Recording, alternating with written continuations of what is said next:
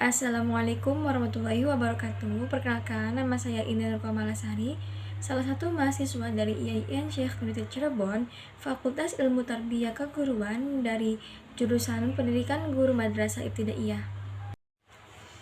Di sini saya akan menjelaskan tentang klasifikasi bunyi dalam bahasa Indonesia pada mata kuliah Bahasa Indonesia oleh dosen pengampu Dadan Setiawan MPD. Langsung saja ke materi yang pertama, yakni istilah-istilah dalam fonologi. Yang pertama ada fonem. Fonem adalah satuan bunyi terkecil yang masih abstrak atau yang tidak diartikulasikan.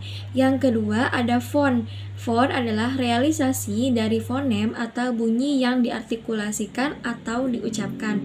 Misalkan, lari. Yang ketiga ada alofon. Alofon adalah variasi fonem karena pengaruh lingkungan.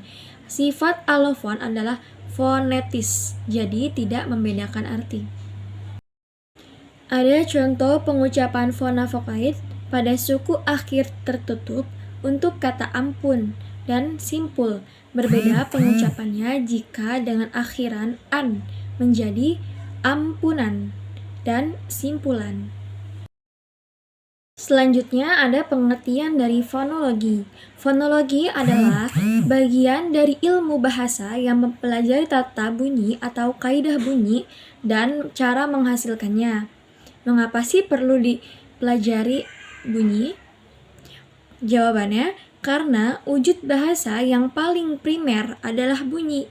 Bunyi adalah getaran udara yang masuk ke telinga sehingga menimbulkan suara.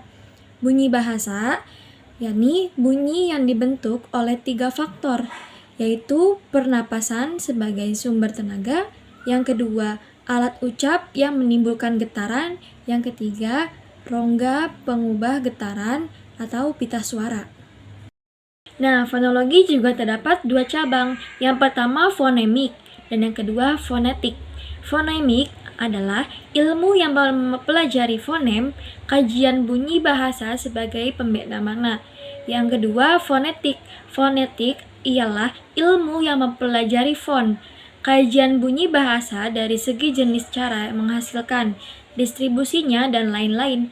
Cabang fonologi yang mempelajari bunyi bahasa secara umum apa adanya, tanpa memperhatikan fungsi bunyi bahasa itu. Fonologi adalah cabang linguistik yang mempelajari bunyi bahasa baik dengan memperhatikan fungsinya sebagai pembeda makna maupun dengan tanpa memperhatikan fungsinya sebagai pembeda makna. Bunyi bahasa. Bunyi bahasa merupakan getaran udara yang masuk ke telinga, dapat berupa bunyi atau udara. Bunyi sebagai getaran udara dapat pula merupakan hasil yang dibuat oleh alat ucap manusia, seperti pita suara, lidah, dan bibir. Bunyi bahasa dibuat oleh manusia untuk mengungkapkan sesuatu. Bunyi bahasa dapat terwujud dalam nyanyian atau dalam tuturan. Selanjutnya ada macam-macam bunyi bahasa. Yang pertama, bunyi yang dihasilkan dari alat ucap manusia. Yang kedua, vokal dan konsonan. Yang ketiga, diftong. Yang keempat, gugus konsonan. Yang kelima, fonem dan grafem. Yang keenam, fonem segmental dan suprasegmental. Yang ketujuh, suku kata. Kita ulas satu persatu, yakni yang pertama ada bunyi yang dihasilkan oleh alat ucap manusia, seperti pada gambar berikut. Selanjutnya ada bunyi bersuara, bunyi tak bersuara, dan bunyi hambat glotal. Yang kedua itu vokal dan konsonan. Vokal adalah bunyi bahasa yang arus udaranya tidak memiliki rintangan dan kualitasnya ditentukan oleh 3 faktor. Yang pertama, tinggi rendahnya posisi lidah. Yang kedua, bagian lidah yang dinaikkan dan bentuk bibir pada pembentukan vokal itu. Pada gambar di samping di sini terdapat beberapa bentuk mulut, yakni yang pertama bentuk mulut vokal A dibuka A, bentuk mulut vokal U dan O, Dan yang ketiga, bentuk mulut vokal E dan I. Vokal dalam bahasa Indonesia ada 6 fonem vokal, yaitu A, I, U, E, dan O. Meskipun bibir mempengaruhi kualitas vokal, dalam bahasa Indonesia bentuk bibir tidak memegang peranan penting. Berdasarkan parameter tinggi rendah, bahasa Indonesia memiliki 2 vokal tinggi, 3 vokal sedang, dan 1 vokal rendah. Selanjutnya, cara penulisan vokal bahasa Indonesia. Pada umumnya, fonem vokal bahasa Indonesia mempunyai hubungan satu lawan satu dengan huruf yang mewakilinya. Dengan demikian, fonem vokal A, I, U misalnya dinyatakan dengan huruf A, I, U. Selanjutnya yang kedua adalah huruf konsonan. Sekarang kita bahas bunyi konsonan. Bunyi konsonan dibuat dengan cara yang berbeda pada pelafalan konsonan. Ada 3 faktor yang terlibat. Yang pertama, keadaan pita suara. Yang kedua, penyentuhan atau pendekatan berbagai alat ucap. Dan yang ketiga, cara alat ucap itu bersentuhan atau berdekatan. Nah, apa saja sih yang termasuk huruf konsonan? Huruf konsonan terdiri dari huruf B, C, D, F, G, H, J, K, L, M, N, P, Q, R, S, T, V, W, X, Y, dan Z. Selanjutnya, konsonan dalam bahasa Indonesia dikategorikan menjadi 3 faktor. Yang pertama, keadaan pita suara. Yang kedua, daerah artikulasi. Yang ketiga, cara artikulasinya. Nah, yang ketiga yakni diftong. Diftong adalah vokal yang berubah kualitasnya pada saat pengucapannya. Dalam sistem penulisan, diftong biasanya dilambangkan oleh 2 huruf vokal. Misalnya, huruf A dan I dan dimasukkan oleh kata menjadi pandai.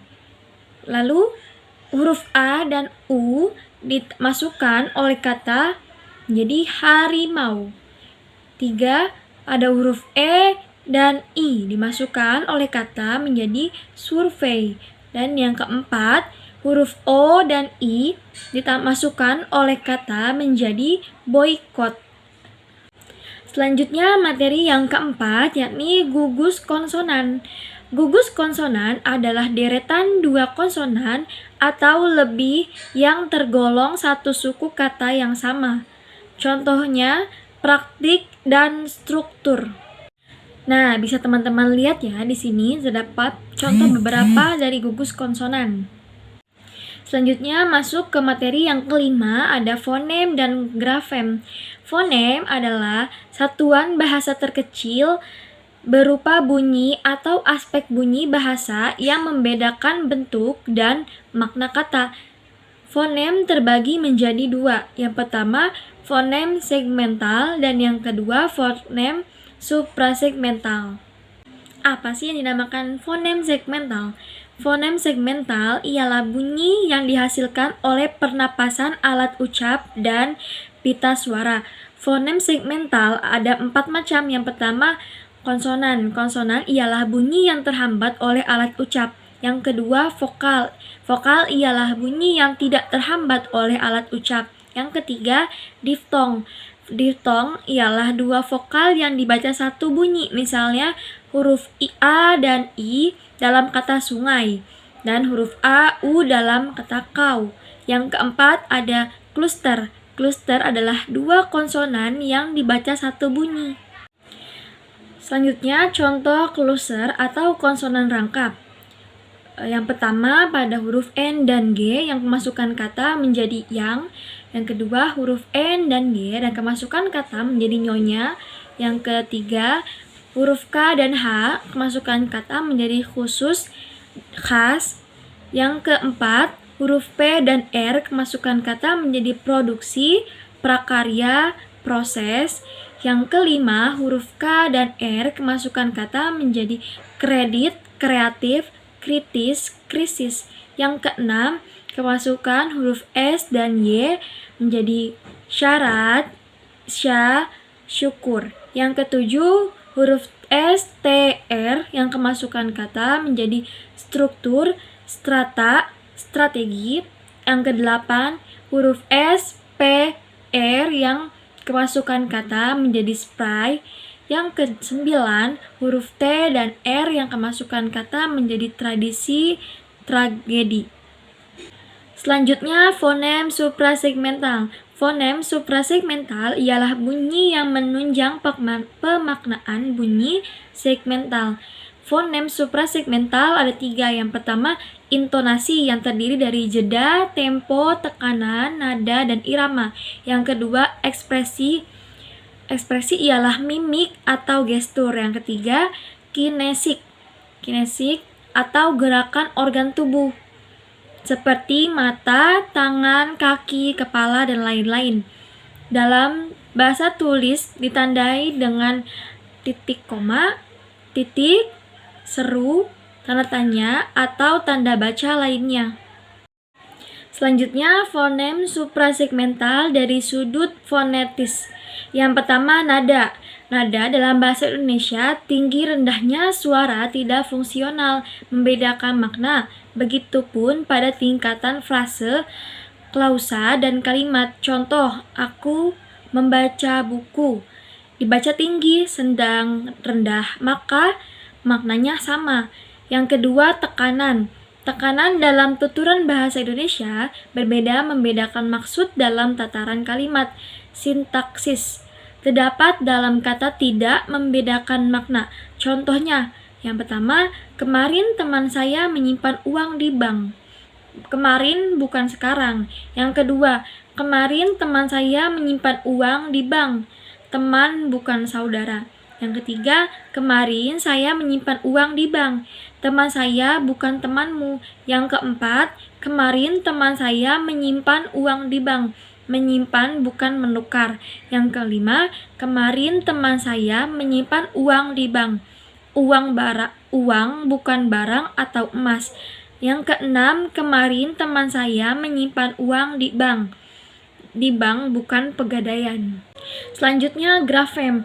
Grafem adalah gabungan huruf sebagai satuan pelambang fonem dalam sistem ejaan. Misalnya, kata pagi terdiri dari 4 huruf. Tiap-tiap huruf merupakan grafem, yakni P, A, G, dan I. Serta tiap-tiap grafem melambangkan fonem yang berbeda, yakni P, A, G, I. Selanjutnya yang ketujuh yakni suku kata. Suku kata adalah bagian kata yang diucapkan dalam satu hembusan nafas dan umumnya terdiri atas beberapa fonem. Suku kata yang berakhir dengan vokal disebut suku buka dan yang berakhir dengan konsonan disebut suku tutup. Sekian pemaparan materi dari saya, kurang lebihnya mohon maaf. Wassalamualaikum warahmatullahi wabarakatuh.